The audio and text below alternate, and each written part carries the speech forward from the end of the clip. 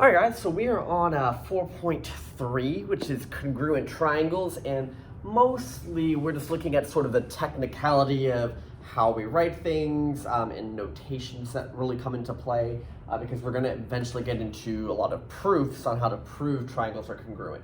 So of course, it's just like the homework up from the previous nights. Of course, y'all can log on to the Zoom call and ask about that if you'd like.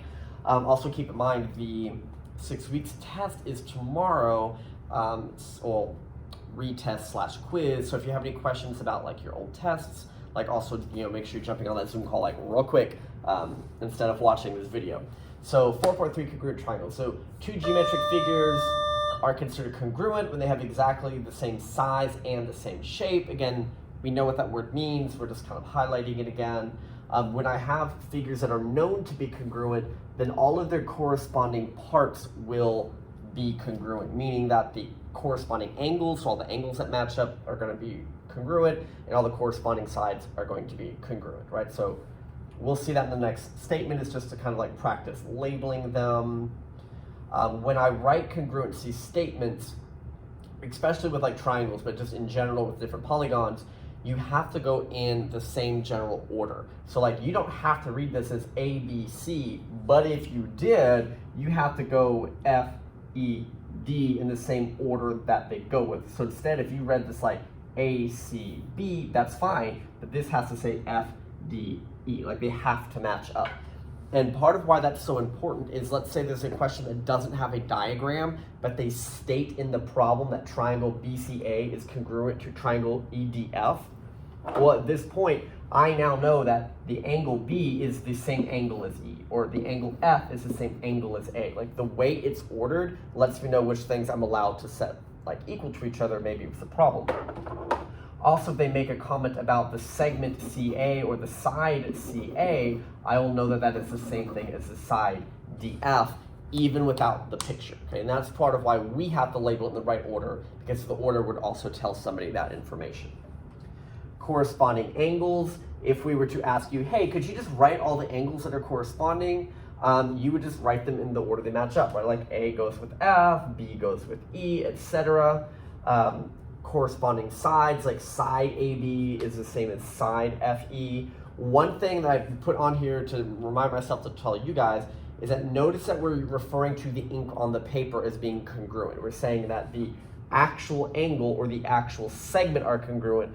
We're not saying that the measure of the angle or that the length of the sides are the same. They would be, but the congruency statement is referring to the physical object, not the value of that object. And that is maybe nitpicky, but it is something that's going to be important, right? So if I tell you, hey guys, angle A, what is that congruent with? I'm literally looking for just what letter matches up with it. But if I say, hey guys, the measure of angle A equals what? I'm just asking you what, like 42 degrees, I'm looking for an actual number. So just kind of watch that and be careful.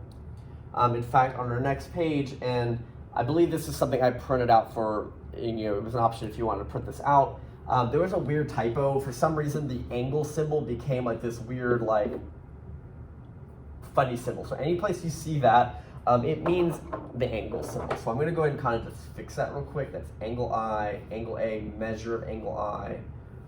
And it was more just to practice writing the statements. And I told my students, please, please, please notice whether it's referring to the object or if it's referring to the actual value of that object. And so that's the difference if it says, hey, segment LX matches up with what other segment.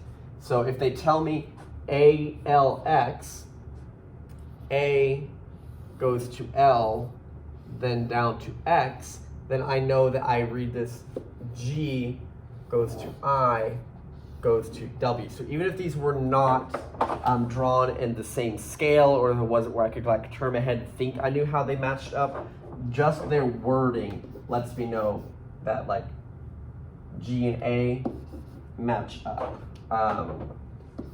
I and L match up, and then W and X match up. And similarly, the different side links are going to match up.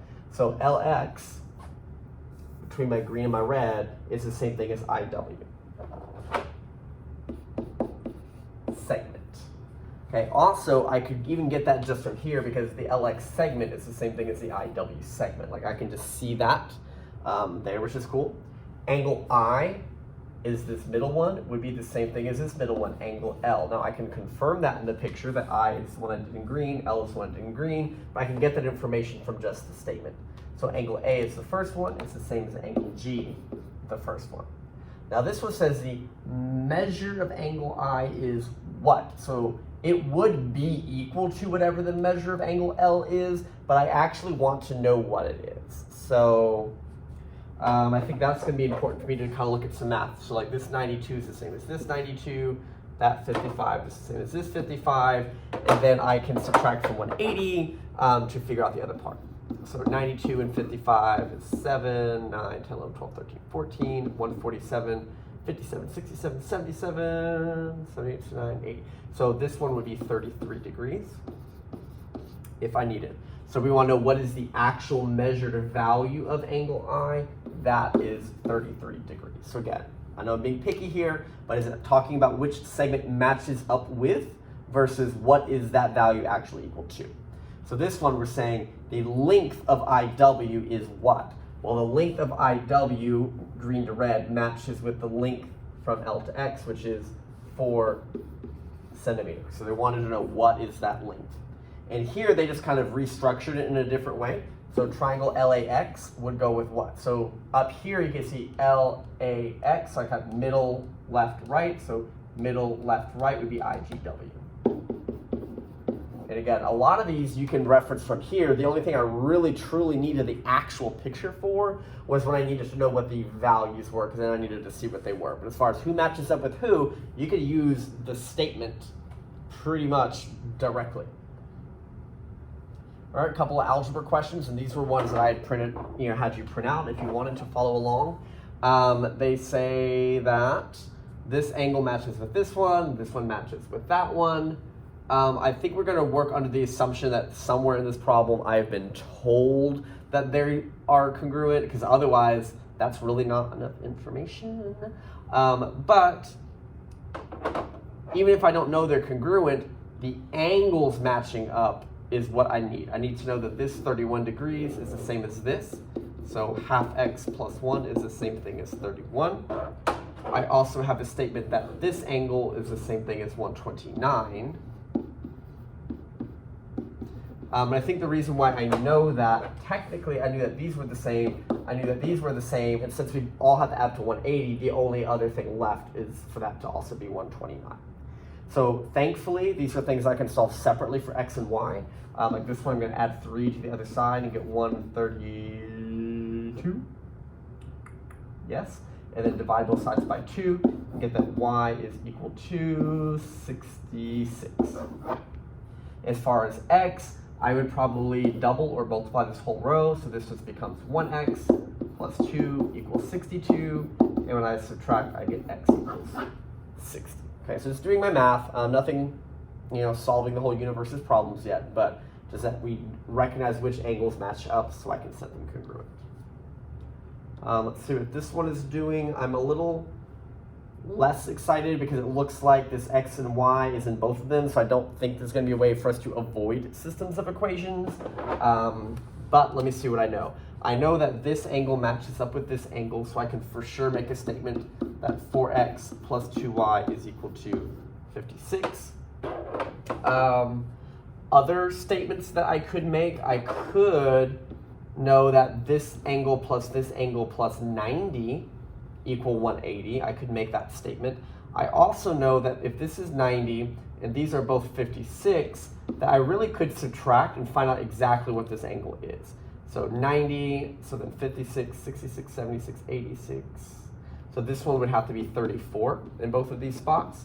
So I also know that this angle 5x plus 1y is 34, right? So there's other true things. I could make all kinds of other true statements about the sums of these angles with x's and y's. But these are the first two that jump out to me, and they feel the most like systems. I need to get either x or y to be the same. I find the easiest place to do that by timesing this row by 2. So that's going to be 10x plus 2y equals 68. I observe that I need to flip the signs of one of these rows. This is why I didn't multiply by -2, because I like to wait till this step to see which one looks prettier if I flip it.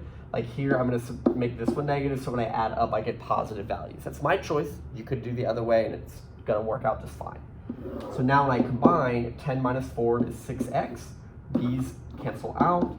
56 subtracted from 68. 1, 2, 3, 4 should be 12. Yes. Divide by 6 and get x equals 2. I then go back and find whichever one I feel like. If I can still read it, this one seems like the smaller numbers.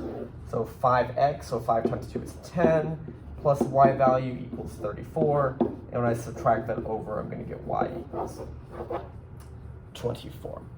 Okay, so none of the math is necessarily more than what we've been seeing, but just continue practicing systems. But now we're just looking at which parts line up as far as corresponding sides, corresponding angles. Okay, so the homework is technically in the packet. It's numbered page 9 and 10 if we have that. Otherwise, it's one that's called like 4.3 worksheet.